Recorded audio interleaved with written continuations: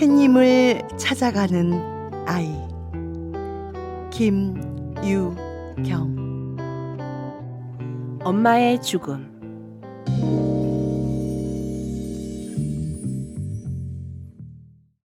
할아버지, 엄마 안 죽었지요? 그죠, 할아버지? 할아버지, 거짓말이지요? 엄마는 죽지 않았지요, 할아버지? 그거 거짓말이지요? 슬기가 할아버지의 옷삽을 잡고 매달리며 엄마가 죽은 것이 거짓말이라고 다그치고 할아버지의 가슴을 쳐대도 할아버지는 슬기의 등만 토닥거릴 뿐 아무 말도 없었습니다. 아마 슬기가 제풀에 진정이 되도록 내버려둘 모양이었습니다. 그러나 슬기는 진정이 되기는커녕 오히려 반응이 없는 할아버지에게 더 큰 소리를 지를 수밖에 없었습니다. 그래야만 할아버지가 대답을 해주실 것 같았기 때문이었습니다. 할아버지! 할아버지! 슬기는 다시 할아버지의 가슴을 마구 치며 소리쳤습니다.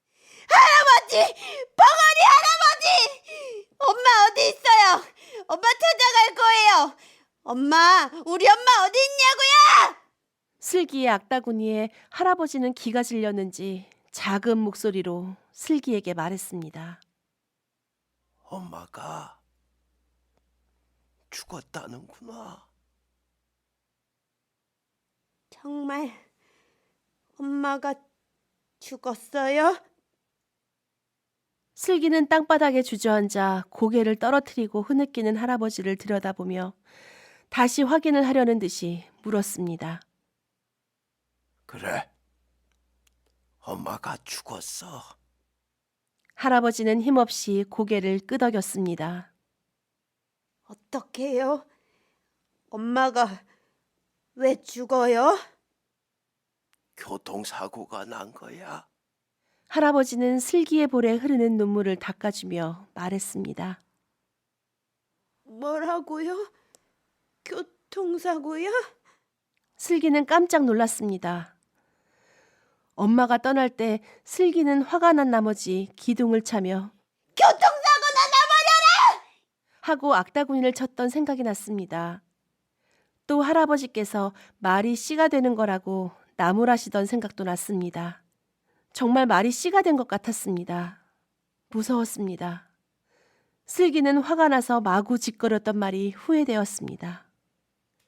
그런 무서운 말을 함부로 하지 않았다면 교통사고는 일어나지 않았을 것이고 또 엄마가 죽지 않았을 것이란 생각이 들자 슬기는 몹시 괴로웠습니다. 할아버지, 제가 잘못했어요.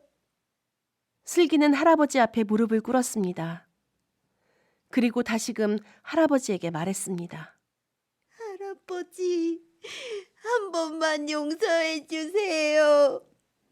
제가 말을 잘못해서 말이 씨가 되어서 그렇지요. 다시는 안 그럴게요.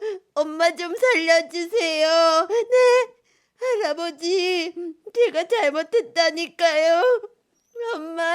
엄마 좀 살려주세요. 엄마! 슬기는 할아버지께 손을 싹싹 빌다가 발을 쾅쾅 굴리기도 하고 목청이 찢어져라 하고 큰 소리로 울었습니다. 그러자 할아버지는 슬기의 몸부림을 멀거니 바라보더니 피를 토하듯 한마디 했습니다. 네 탓이 아니다. 네가 말을 잘못해서 그런 것도 아니고 다 운명이란다. 사람이 세상에 태어난 것도 또 죽는 것도 우리 인간들이 막을 수 없는 것이야. 할아버지는 슬픔으로 얼굴을 일그러뜨리며 슬기를 끌어안고 병든 사자처럼 울부짖었습니다. 이 광경을 보는 사람들도 모두 따라 울었습니다. 장례식은 화장으로 치러졌습니다. 장례식이 끝나 사람들은 양주로 돌아왔습니다. 서쪽 하늘을 아름답게 물들이던 밀감빛 노을은 어느새 푸르스름하게 변해갔습니다. 슬기는 엄마랑 서울랜드에 갔던 생각을 했습니다. 그것은 정말 저녁 노을처럼 그렇게 아름답고 행복한 순간이었습니다. 아마 엄마가 하늘나라로 가기 전 밀감빛 노을처럼 아름다운 추억을 만들었나 보았습니다. 슬기는 집으로 들어서다가 말고 할아버지의 품으로 파고들었습니다. 어둠이 마술할멈의 검은 휘장처럼 온 집을 덮고 있었습니다. 할아버지가 들어가 불을 켜자 검은 고양이 한 마리가 야옹 하고 소리를 지르며 달아났습니다. 엄마야! 슬기는 기겁을 해서 소리쳤습니다. 괜찮아. 고양이다. 할아버지는 슬기를 꼭 안아주었습니다. 다음 날 아침, 일남이 할머니는 죽을 끓여왔습니다. 그동안 할아버지가 식사를 통 못했기 때문입니다. 슬기 할아버지, 죽 좀 떠잡숴 보세요.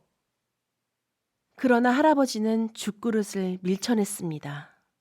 슬기 할아버지, 그러시면 안 돼요. 잡수고 얼른 일어나야지요. 저 어린 슬기를 봐서라도. 먹어야겠지요.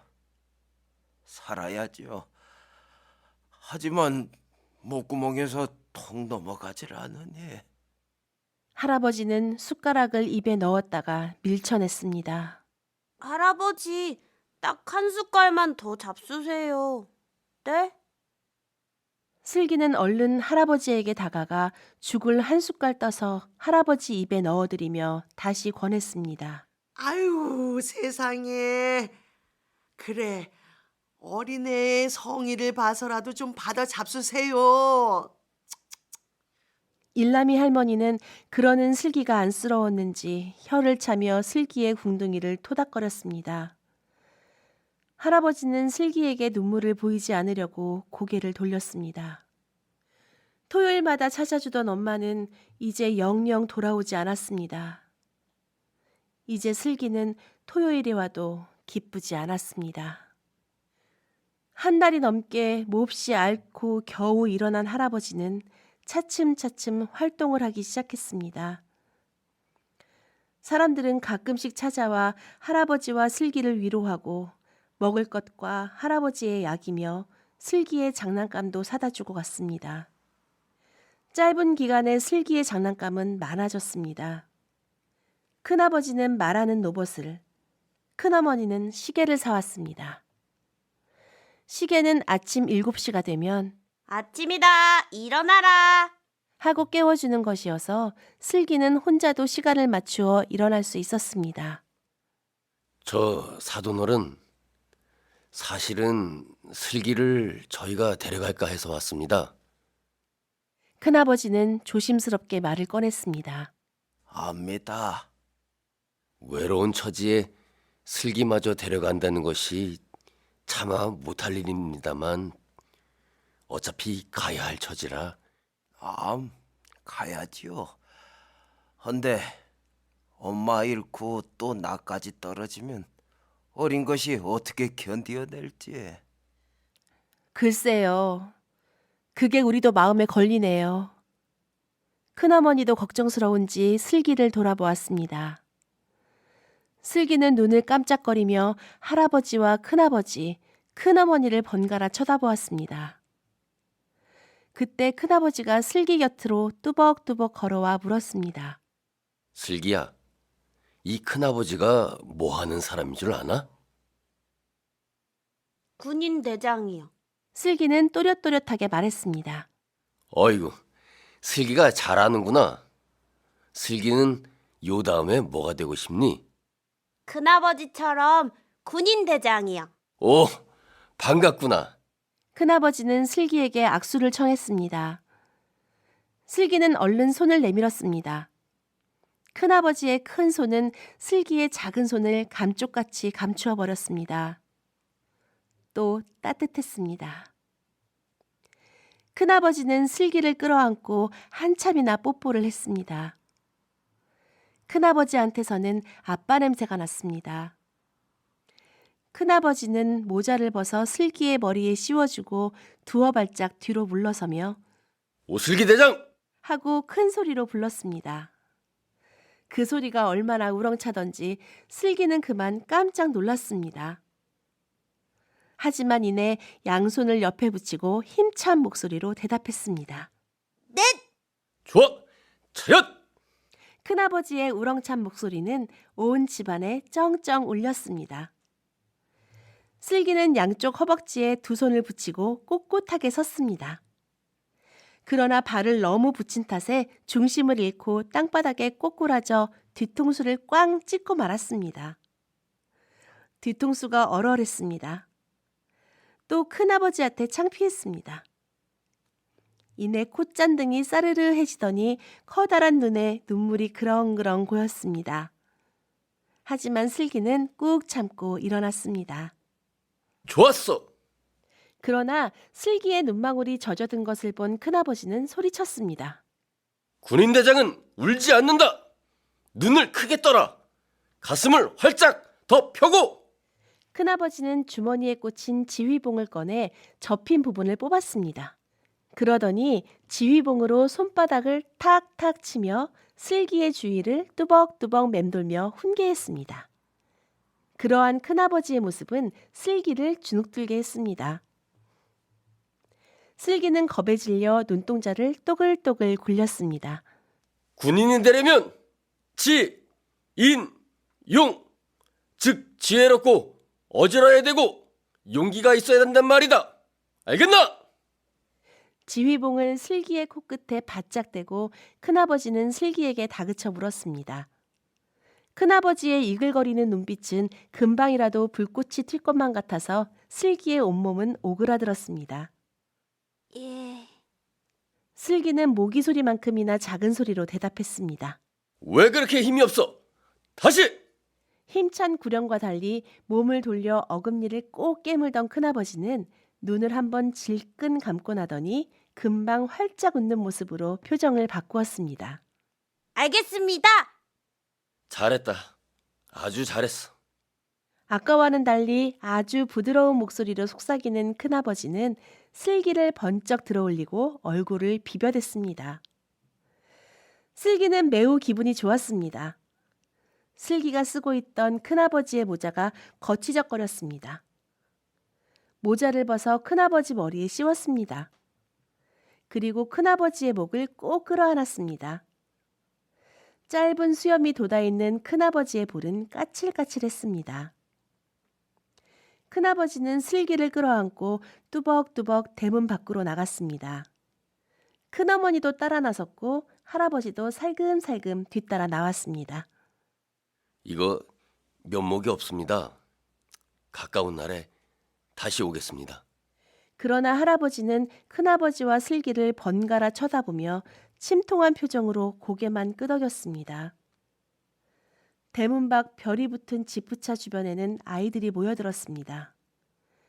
슬기는 아이들을 삥 둘러보았습니다. 그리고 매우 자랑스럽게 말했습니다. 우리 큰아버지다. 우리 큰아버지는 군인대장이야. 그지, 큰아버지? 슬기는 입술을 쭉 빼어 동그랗게 나팔 모양을 지으며 의기양양하게 말했습니다. 우와! 아이들은 부러운 눈빛으로 지프차와 슬기를 번갈아 보았습니다. 슬기야, 할아버지 말씀 잘 듣고 있어라. 요 다음에 이 큰아버지가 데리러 오마. 큰아버지는 슬기의 코에 얼굴을 비비며 속삭였습니다. 네, 전 큰아버지가 좋아요. 슬기는 큰아버지의 뒤로 파란 하늘을 보면서 말했습니다. 큰아버지는 슬기를 내려놓고 지프차를 타고 붕 떠나갔습니다.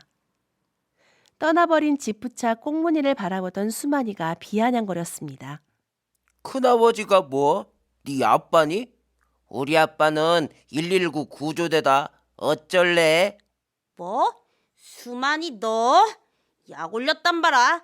우리 큰아버지한테 이를 거야. 일러라 찔러라 네 할아버지 코 찔러라. 수만이는 곡조를 붙여 놀렸습니다.